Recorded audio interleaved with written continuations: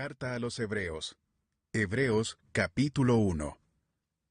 Dios, que muchas veces y de varias maneras habló a nuestros antepasados en otras épocas por medio de los profetas, en estos días finales nos ha hablado por medio de su Hijo. A éste lo designó heredero de todo, y por medio de él hizo el universo. El Hijo es el resplandor de la gloria de Dios, la fiel imagen de lo que Él es, y el que sostiene todas las cosas con su palabra poderosa.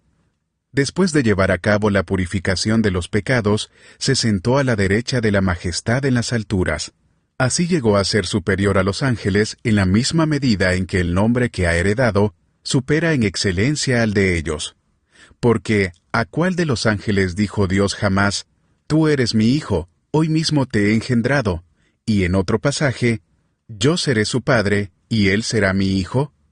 Además, al introducir a su primogénito en el mundo, Dios dice, «Que lo adoren todos los ángeles de Dios». En cuanto a los ángeles dice, «Él hace de los vientos sus ángeles, y de las llamas de fuego sus servidores». Pero con respecto al Hijo dice, «Tu trono, oh Dios, permanece por los siglos de los siglos, y el cetro de tu reino es un cetro de justicia. Has amado la justicia y odiado la maldad. Por eso Dios, tu Dios, te ha ungido con aceite de alegría, exaltándote por encima de tus compañeros». También dice, «En el principio, oh Señor, tú afirmaste la tierra, y los cielos son la obra de tus manos. Ellos perecerán, pero tú permaneces para siempre. Todos ellos se desgastarán como un vestido. Los doblarás como un manto, y cambiarán como ropa que se muda. Pero tú eres siempre el mismo, y tus años no tienen fin». ¿A cuál de los ángeles dijo Dios jamás, «Siéntate a mi derecha hasta que ponga a tus enemigos por estrado de tus pies»? ¿No son todos los ángeles espíritus dedicados al servicio divino, enviados para ayudar a los que han de heredar la salvación?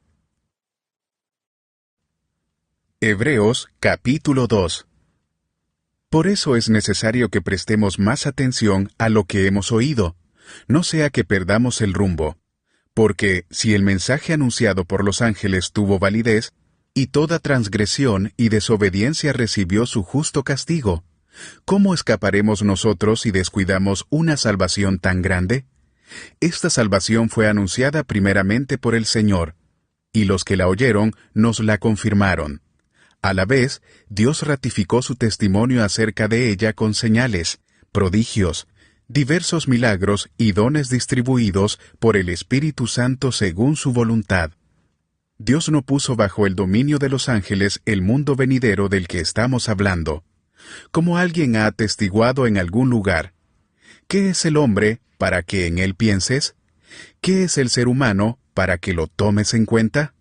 Lo hiciste un poco menor que los ángeles, y lo coronaste de gloria y de honra. Todo lo sometiste a su dominio. Si Dios puso bajo él todas las cosas, entonces no hay nada que no le esté sujeto. Ahora bien, es cierto que todavía no vemos que todo le esté sujeto.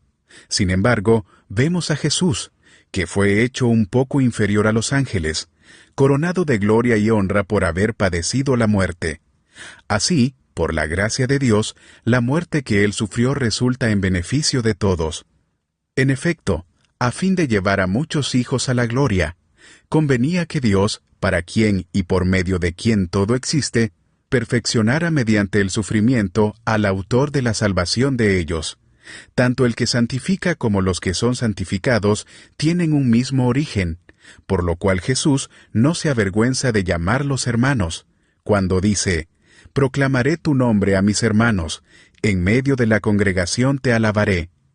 En otra parte dice, «Yo confiaré en él». Y añade, «Aquí me tienen, con los hijos que Dios me ha dado».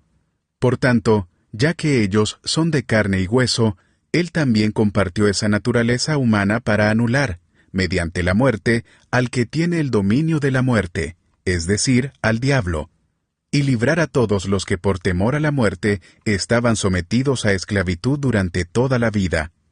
Pues ciertamente no vino en auxilio de los ángeles, sino de los descendientes de Abraham. Por eso era preciso que en todo se asemejara a sus hermanos, para ser un sumo sacerdote fiel y misericordioso al servicio de Dios, a fin de expiar los pecados del pueblo. Por haber sufrido él mismo la tentación, puede socorrer a los que son tentados.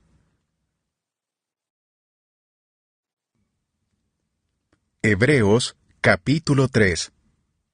Por lo tanto, hermanos, ustedes que han sido santificados y que tienen parte en el mismo llamamiento celestial, consideren a Jesús apóstol y sumo sacerdote de la fe que profesamos. Él fue fiel al que lo nombró, como lo fue también Moisés en toda la casa de Dios. De hecho, Jesús ha sido estimado digno de mayor honor que Moisés, así como el constructor de una casa recibe mayor honor que la casa misma. Porque toda casa tiene su constructor, pero el constructor de todo es Dios. Moisés fue fiel como siervo en toda la casa de Dios, para dar testimonio de lo que Dios diría en el futuro. Cristo, en cambio, es fiel como hijo al frente de la casa de Dios, y esa casa somos nosotros, con tal que mantengamos nuestra confianza y la esperanza que nos enorgullece. Por eso, como dice el Espíritu Santo, si ustedes oyen hoy su voz, no endurezcan el corazón como sucedió en la rebelión, en aquel día de prueba en el desierto. Allí sus antepasados me tentaron y me pusieron a prueba, a pesar de haber visto mis obras 40 años. Por eso me enojé con aquella generación, y dije, siempre se descarría su corazón, y no han reconocido mis caminos. Así que en mi enojo hice este juramento: jamás entrarán en mi reposo. Cuídense, hermanos, de que ninguno de ustedes tenga un corazón pecaminoso e incrédulo que los haga apartarse del Dios vivo. Más bien, mientras dure ese hoy, anímense unos a otros cada día, para que ninguno de ustedes se endurezca por el engaño del pecado. Hemos llegado a tener parte con Cristo, con tal que retengamos firme hasta el fin la confianza que tuvimos al principio. Como se acaba de decir, si ustedes oyen hoy su voz, no endurezcan el corazón como sucedió en la rebelión. Ahora bien, ¿quiénes fueron los que oyeron y se rebelaron?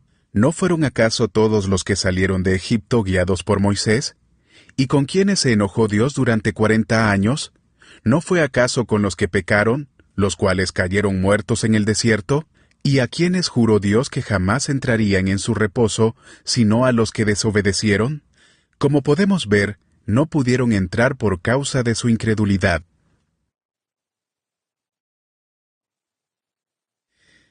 Hebreos, capítulo 4. Cuidémonos, por tanto, no sea que aunque la promesa de entrar en su reposo sigue vigente, algunos de ustedes parezca quedarse atrás. Porque a nosotros, lo mismo que a ellos, se nos ha anunciado la buena noticia, pero el mensaje que escucharon no les sirvió de nada, porque no se unieron en la fe a los que habían prestado atención a ese mensaje. En tal reposo entramos los que somos creyentes, conforme Dios ha dicho.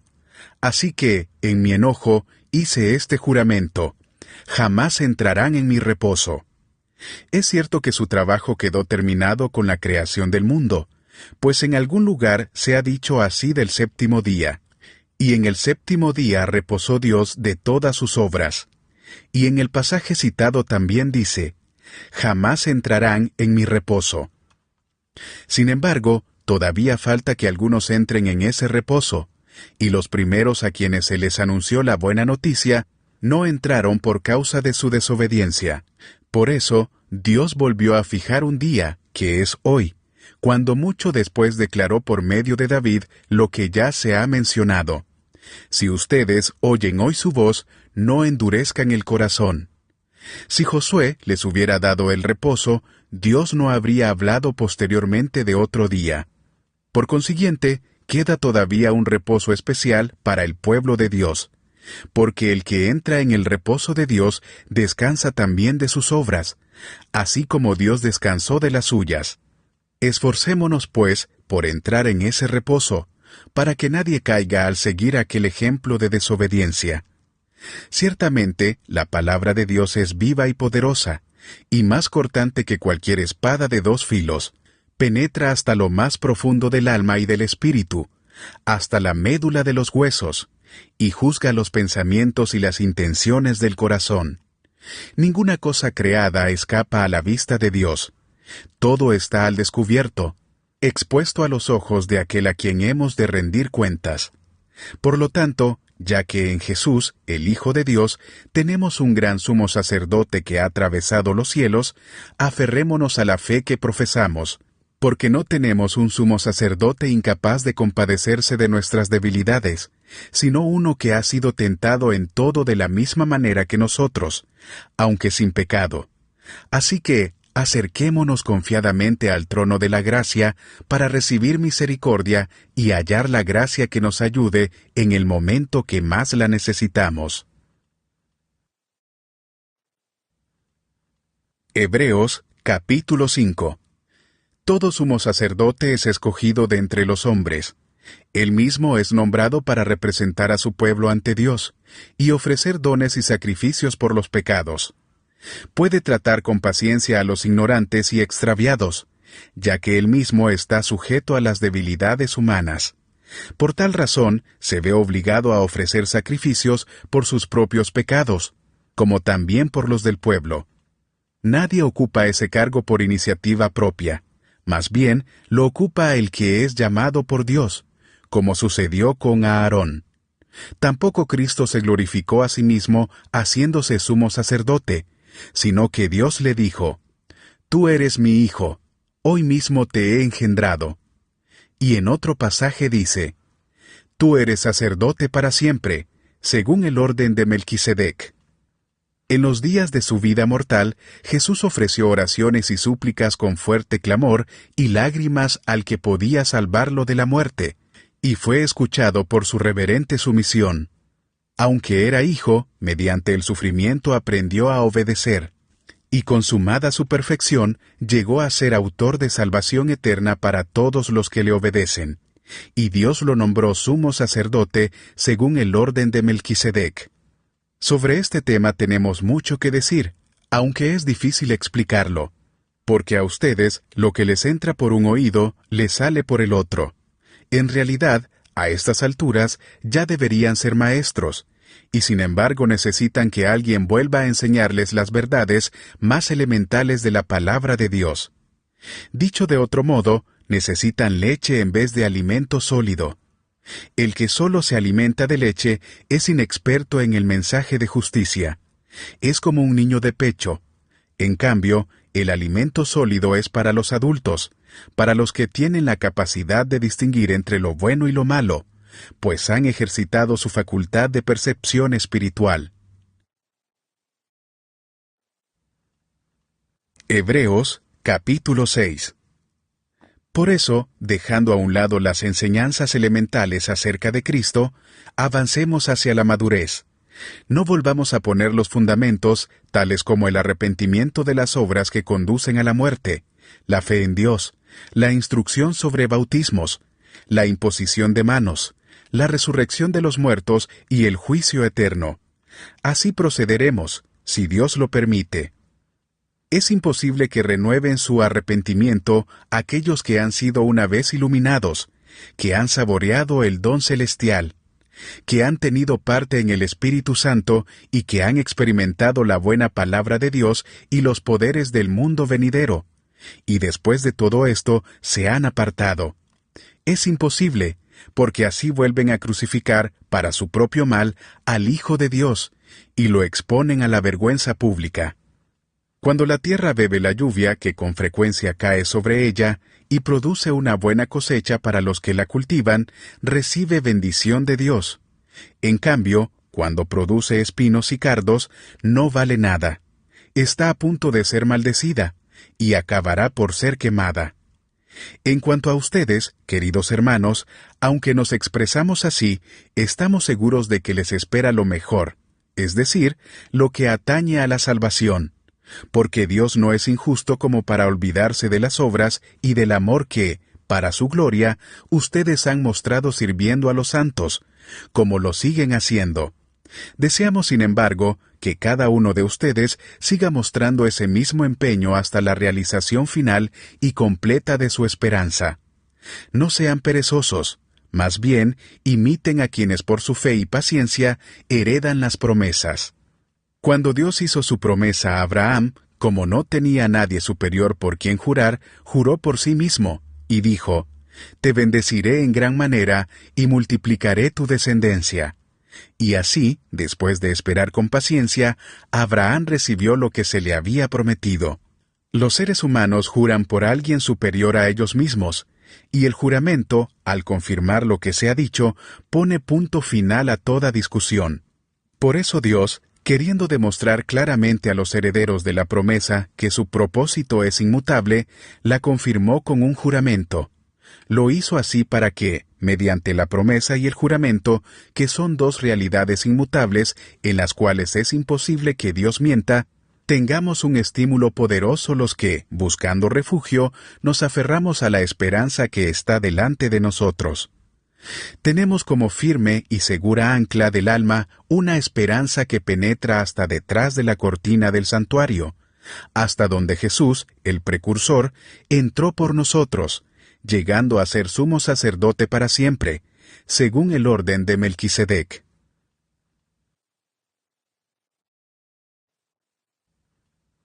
Hebreos, capítulo 7. Este Melquisedec, rey de Salem y sacerdote del Dios Altísimo, salió al encuentro de Abraham, que regresaba de derrotar a los reyes, y lo bendijo. Abraham a su vez le dio la 10ª parte de todo. El nombre Melquisedec significa, en primer lugar, rey de justicia, y además, rey de Salem. Esto es, rey de paz. No tiene padre ni madre, ni genealogía, no tiene comienzo ni fin, pero a semejanza del Hijo de Dios, permanece como sacerdote para siempre. Consideren la grandeza de ese hombre, a quien nada menos que el patriarca Abraham dio la 10ª parte del botín.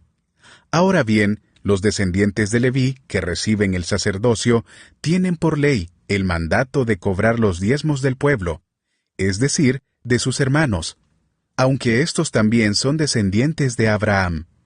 En cambio, Melquisedec, que no era descendiente de Leví, recibió los diezmos de Abraham y bendijo al que tenía las promesas. Es indiscutible que la persona que bendice es superior a la que recibe la bendición. En el caso de los levitas, los diezmos los reciben hombres mortales. En el otro caso, los recibe Melquisedec, de quien se da testimonio de que vive. Hasta podría decirse que Leví, quien ahora recibe los diezmos, los pagó por medio de Abraham, ya que Leví estaba presente en su antepasado Abraham cuando Melquisedec le salió al encuentro. Si hubiera sido posible alcanzar la perfección mediante el sacerdocio levítico, pues bajo éste se le dio la ley al pueblo, ¿qué necesidad había de que más adelante surgiera otro sacerdote según el orden de Melquisedec y no según el de Aarón? Porque cuando cambia el sacerdocio, también tiene que cambiarse la ley. En efecto, Jesús, de quien se dicen estas cosas, era de otra tribu, de la cual nadie se ha dedicado al servicio del altar. Es evidente que nuestro Señor procedía de la tribu de Judá, respecto a la cual nada dijo Moisés con relación al sacerdocio.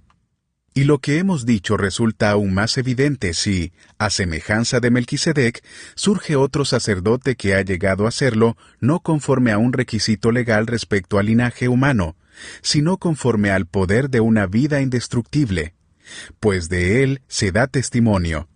Tú eres sacerdote para siempre, según el orden de Melquisedec. Por una parte, la ley anterior queda anulada por ser inútil e ineficaz, ya que no perfeccionó nada, y por la otra, se introduce una esperanza mejor, mediante la cual nos acercamos a Dios. Y no fue sin juramento. Los otros sacerdotes llegaron a hacerlo sin juramento, mientras que éste llegó a hacerlo con el juramento de aquel que le dijo: «El Señor ha jurado, y no cambiará de parecer. Tú eres sacerdote para siempre». Por tanto, Jesús ha llegado a ser el que garantiza un pacto superior. Ahora bien, Como a aquellos sacerdotes la muerte les impedía seguir ejerciendo sus funciones, ha habido muchos de ellos. Pero, como Jesús permanece para siempre, su sacerdocio es imperecedero.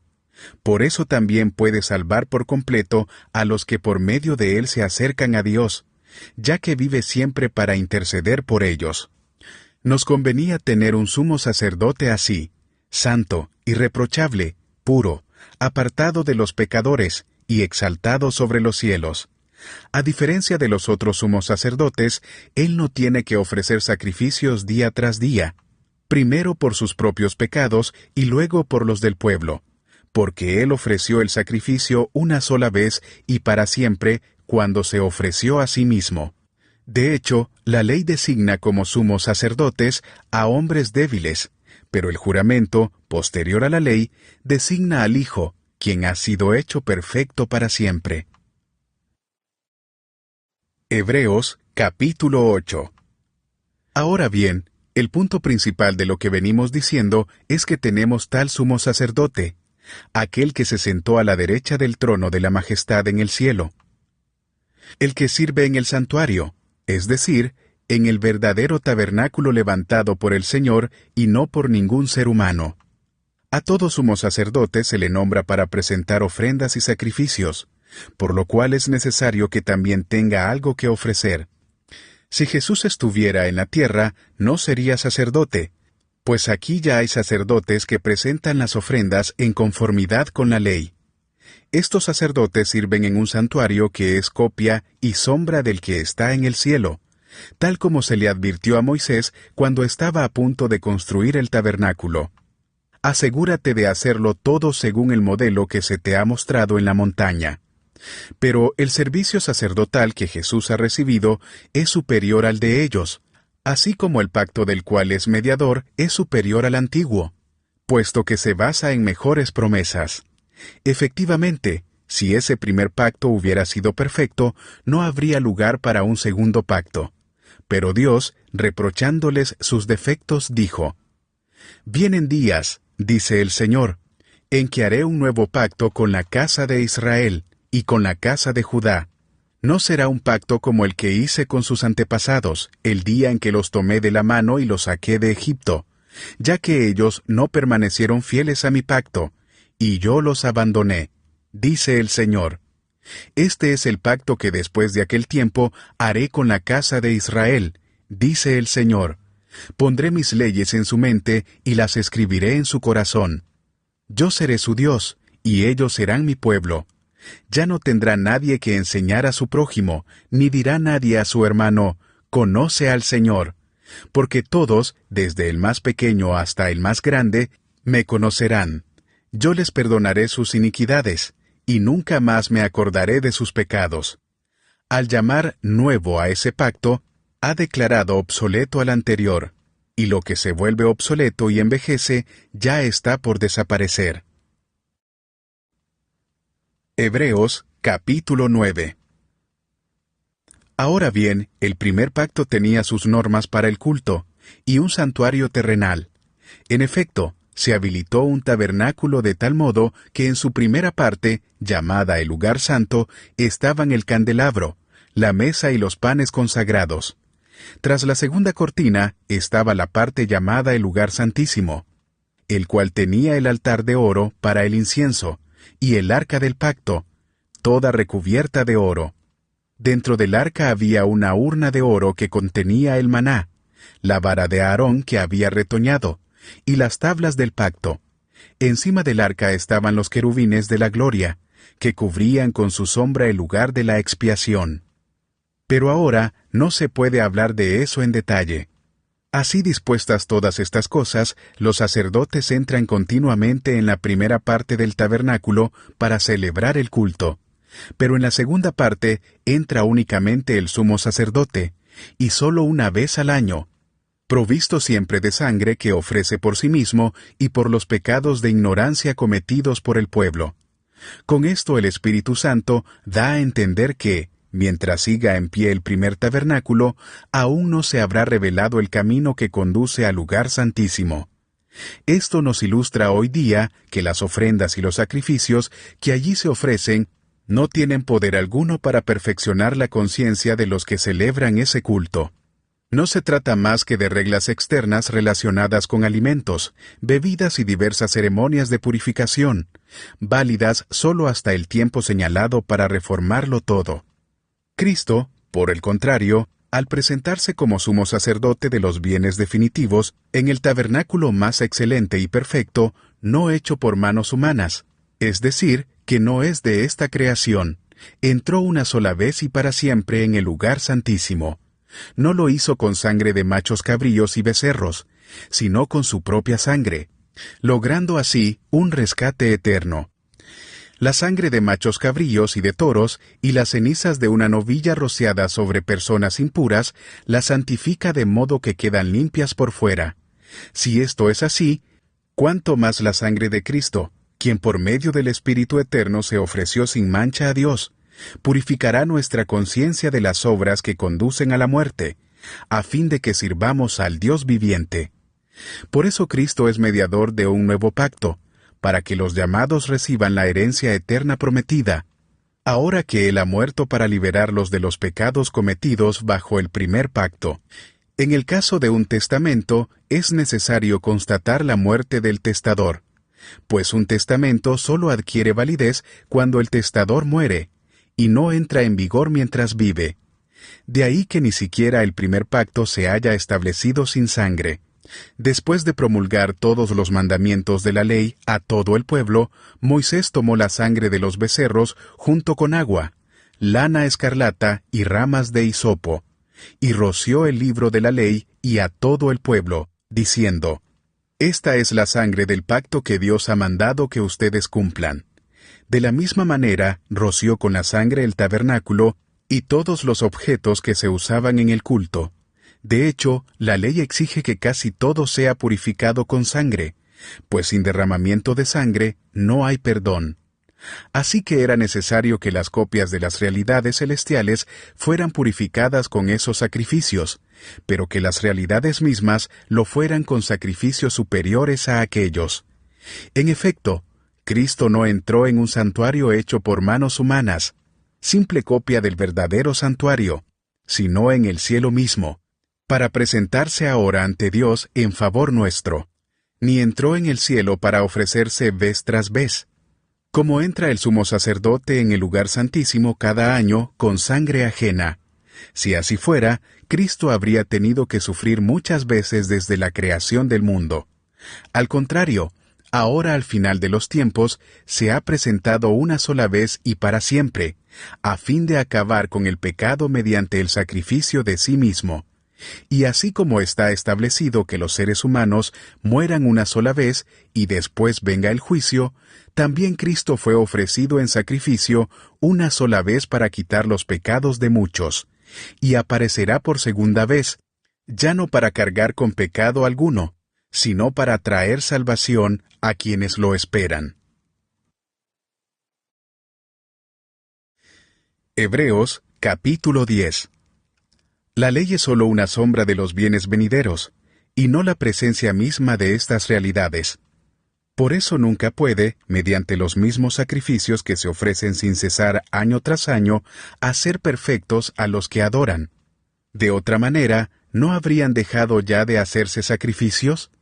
Pues los que rinden culto, purificados de una vez por todas, ya no se habrían sentido culpables de pecado. Pero esos sacrificios son un recordatorio anual de los pecados, ya que es imposible que la sangre de los toros y de los machos cabríos quite los pecados. Por eso, al entrar en el mundo, Cristo dijo: A ti no te complacen sacrificios ni ofrendas. En su lugar, me preparaste un cuerpo. No te agradaron ni holocaustos ni sacrificios por el pecado. Por eso dije: Aquí me tienes, como el libro dice de mí. He venido, oh Dios, a hacer tu voluntad. Primero dijo: sacrificios y ofrendas, holocaustos y expiaciones no te complacen ni fueron de tu agrado, a pesar de que la ley exigía que se ofrecieran. Luego añadió: aquí me tienes, he venido a hacer tu voluntad. Así quitó lo primero para establecer lo segundo, y en virtud de esa voluntad somos santificados mediante el sacrificio del cuerpo de Jesucristo, ofrecido una vez y para siempre. Todo sacerdote celebra el culto día tras día, ofreciendo repetidas veces los mismos sacrificios, que nunca pueden quitar los pecados. Pero este sacerdote, después de ofrecer por los pecados un solo sacrificio para siempre, se sentó a la derecha de Dios, en espera de que sus enemigos sean puestos por estrado de sus pies, porque con un solo sacrificio ha hecho perfectos para siempre a los que está santificando. También el Espíritu Santo nos da testimonio de ello. Primero dice, «Este es el pacto que haré con ellos después de aquel tiempo, dice el Señor. Pondré mis leyes en su corazón, y las escribiré en su mente». Después añade, «Y nunca más me acordaré de sus pecados y maldades». Y cuando estos han sido perdonados, ya no hace falta otro sacrificio por el pecado. Así que, hermanos, mediante la sangre de Jesús, tenemos plena libertad para entrar en el lugar santísimo, por el camino nuevo y vivo que Él nos ha abierto a través de la cortina, es decir, a través de su cuerpo. Y tenemos además un gran sacerdote al frente de la familia de Dios. Acerquémonos, pues, a Dios con corazón sincero y con la plena seguridad que da la fe, interiormente purificados de una conciencia culpable y exteriormente lavados con agua pura. Mantengamos firme la esperanza que profesamos, porque fiel es el que hizo la promesa. Preocupémonos los unos por los otros, a fin de estimularnos al amor y a las buenas obras. No dejemos de congregarnos, como acostumbran hacerlo algunos, sino animémonos unos a otros, y con mayor razón ahora que vemos que aquel día se acerca. Si después de recibir el conocimiento de la verdad pecamos obstinadamente, ya no hay sacrificio por los pecados. Solo queda una terrible expectativa de juicio, el fuego ardiente que ha de devorar a los enemigos de Dios. Cualquiera que rechazaba la ley de Moisés moría irremediablemente por el testimonio de 2 o 3 testigos. ¿Cuánto mayor castigo piensan ustedes que merece el que ha pisoteado al Hijo de Dios, que ha profanado la sangre del pacto por la cual había sido santificado, y que ha insultado al Espíritu de la gracia?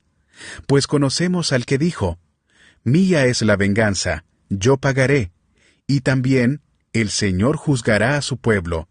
Terrible cosa es caer en las manos del Dios vivo. Recuerden aquellos días pasados cuando ustedes, después de haber sido iluminados, sostuvieron una dura lucha y soportaron mucho sufrimiento. Unas veces se vieron expuestos públicamente al insulto y a la persecución. Otras veces se solidarizaron con los que eran tratados de igual manera. También se compadecieron de los encarcelados, y cuando a ustedes les confiscaron sus bienes, lo aceptaron con alegría, conscientes de que tenían un patrimonio mejor y más permanente. Así que no pierdan la confianza, porque ésta será grandemente recompensada. Ustedes necesitan perseverar para que, después de haber cumplido la voluntad de Dios, reciban lo que Él ha prometido. Pues dentro de muy poco tiempo, el que ha de venir vendrá, y no tardará. Pero mi justo vivirá por la fe, y si se vuelve atrás, no será de mi agrado. Pero nosotros no somos de los que se vuelven atrás y acaban por perderse, sino de los que tienen fe y preservan su vida. Hebreos capítulo 11.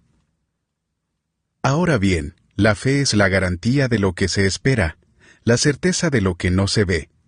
Gracias a ella fueron aprobados los antiguos. Por la fe, entendemos que el universo fue formado por la palabra de Dios, de modo que lo visible no provino de lo que se ve. Por la fe, Abel ofreció a Dios un sacrificio más aceptable que el de Caín, por lo cual recibió testimonio de ser justo, pues Dios aceptó su ofrenda. Y por la fe Abel, a pesar de estar muerto, habla todavía.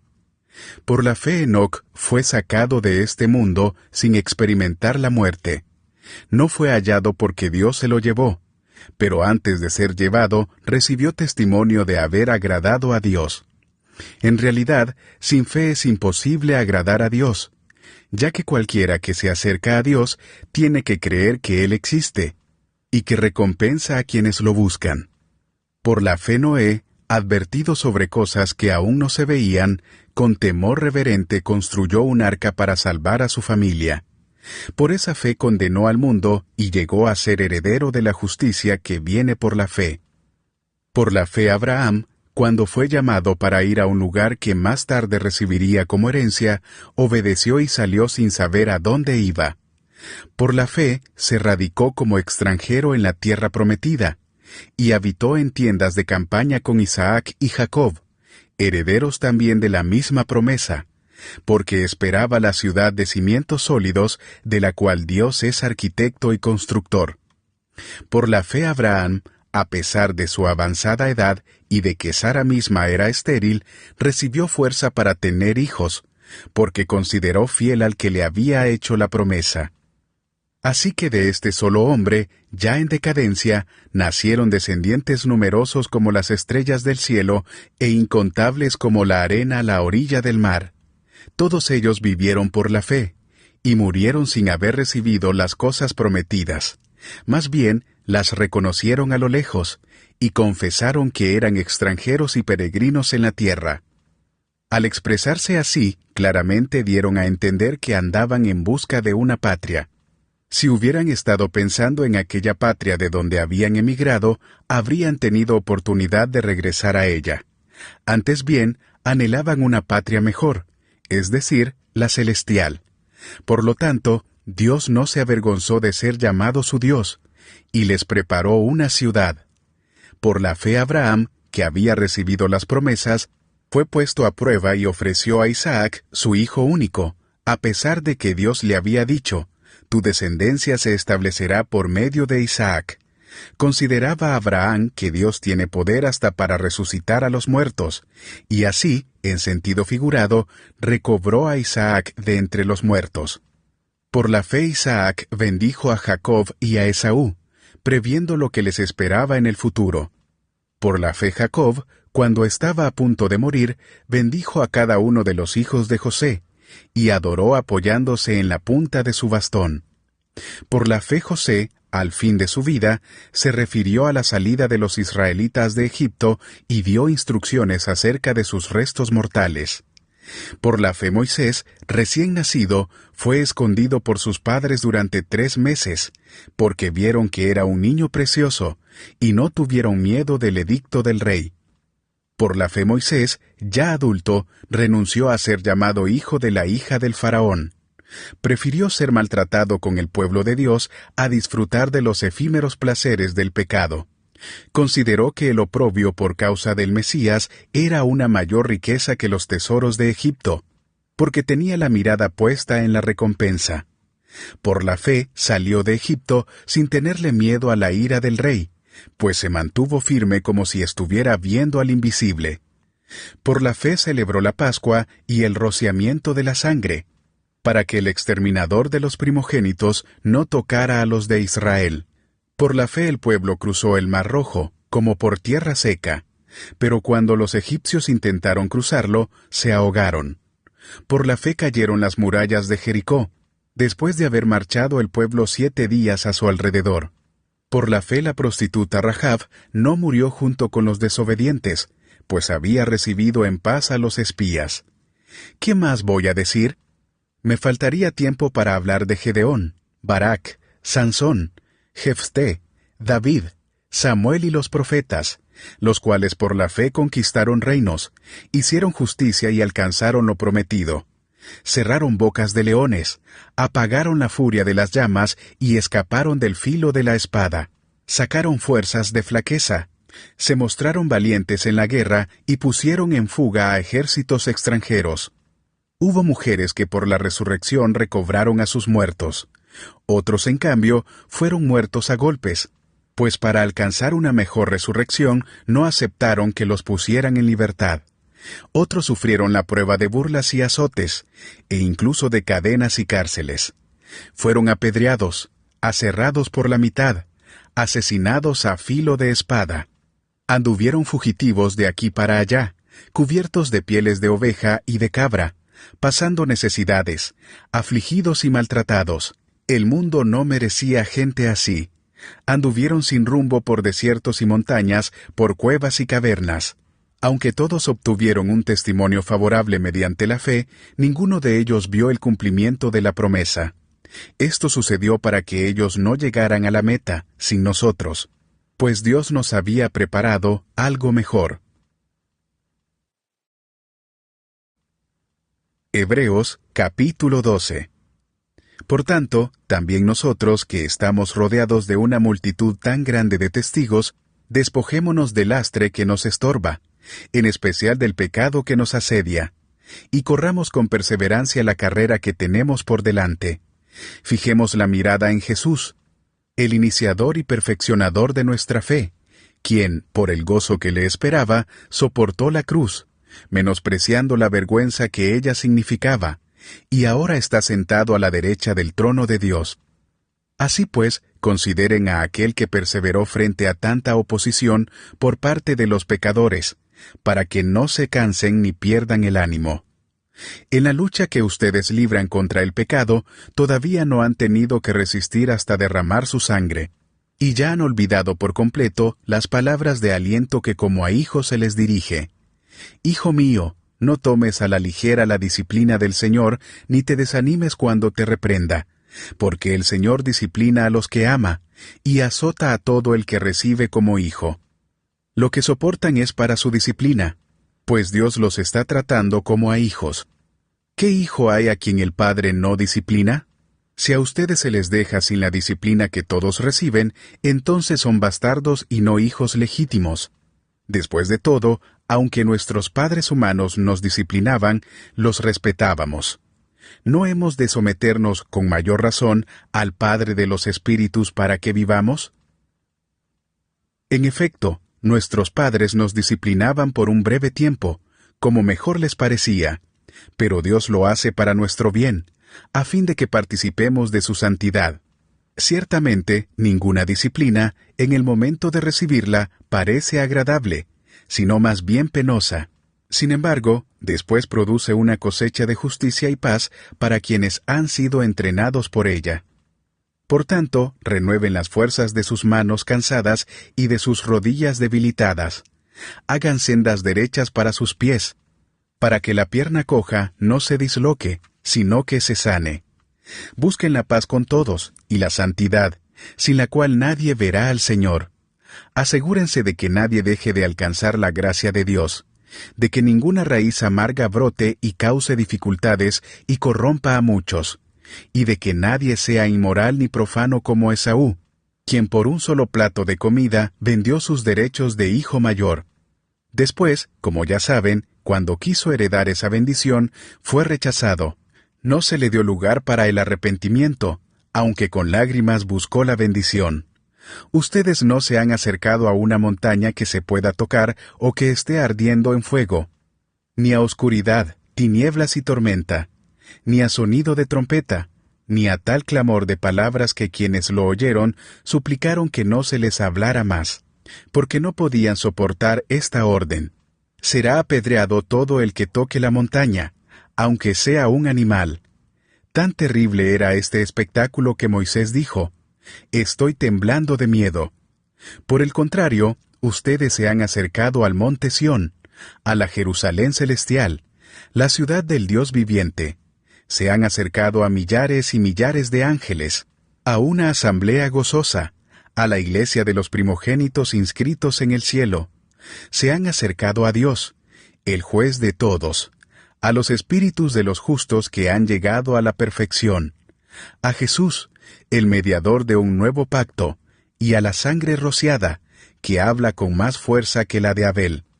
Tengan cuidado de no rechazar al que habla, pues si no escaparon aquellos que rechazaron al que los amonestaba en la tierra, mucho menos escaparemos nosotros si le volvemos la espalda al que nos amonesta desde el cielo.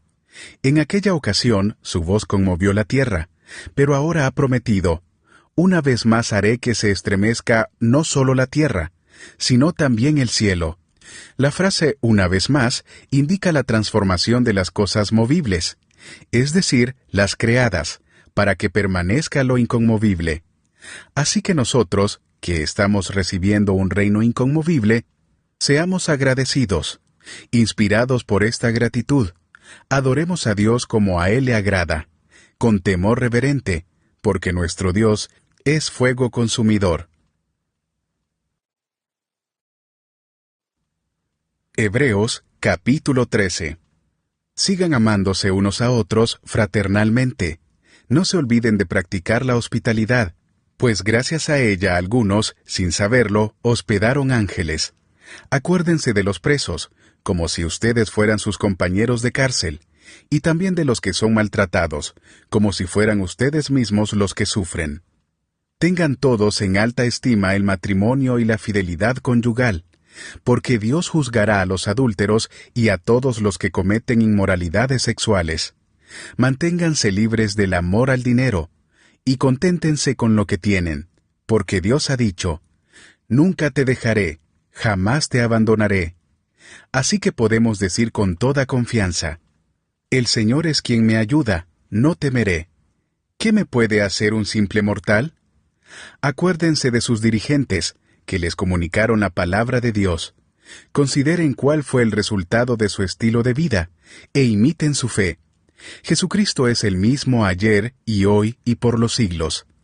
No se dejen llevar por ninguna clase de enseñanzas extrañas. Conviene que el corazón sea fortalecido por la gracia, y no por alimentos rituales que de nada aprovechan a quienes los comen. Nosotros tenemos un altar del cual no tienen derecho a comer los que ofician en el tabernáculo, porque el sumo sacerdote introduce la sangre de los animales en el lugar santísimo como sacrificio por el pecado, pero los cuerpos de esos animales se queman fuera del campamento. Por eso también Jesús, para santificar al pueblo mediante su propia sangre, sufrió fuera de la puerta de la ciudad. Por lo tanto, salgamos a su encuentro fuera del campamento, llevando la deshonra que Él llevó, pues aquí no tenemos una ciudad permanente, sino que buscamos la ciudad venidera. Así que ofrezcamos continuamente a Dios, por medio de Jesucristo, un sacrificio de alabanza, es decir, el fruto de los labios que confiesan su nombre. No se olviden de hacer el bien y de compartir con otros lo que tienen, porque esos son los sacrificios que agradan a Dios. Obedezcan a sus dirigentes y sométanse a ellos, pues cuidan de ustedes como quienes tienen que rendir cuentas. Obedézcanlos a fin de que ellos cumplan su tarea con alegría y sin quejarse, pues el quejarse no les trae ningún provecho. Oren por nosotros, porque estamos seguros de tener la conciencia tranquila y queremos portarnos honradamente en todo. Les ruego encarecidamente que oren para que cuanto antes se me permita estar de nuevo con ustedes. El Dios que da la paz levantó de entre los muertos al gran pastor de las ovejas, a nuestro Señor Jesús, por la sangre del pacto eterno, que Él los capacite en todo lo bueno para hacer su voluntad, y que, por medio de Jesucristo, Dios cumpla en nosotros lo que le agrada. A Él sea la gloria por los siglos de los siglos. Amén. Hermanos, les ruego que reciban bien estas palabras de exhortación, ya que les he escrito brevemente. Quiero que sepan que nuestro hermano Timoteo ha sido puesto en libertad. Si llega pronto, iré con él a verlos. Saluden a todos sus dirigentes y a todos los santos. Los de Italia les mandan saludos. Que la gracia sea con todos ustedes.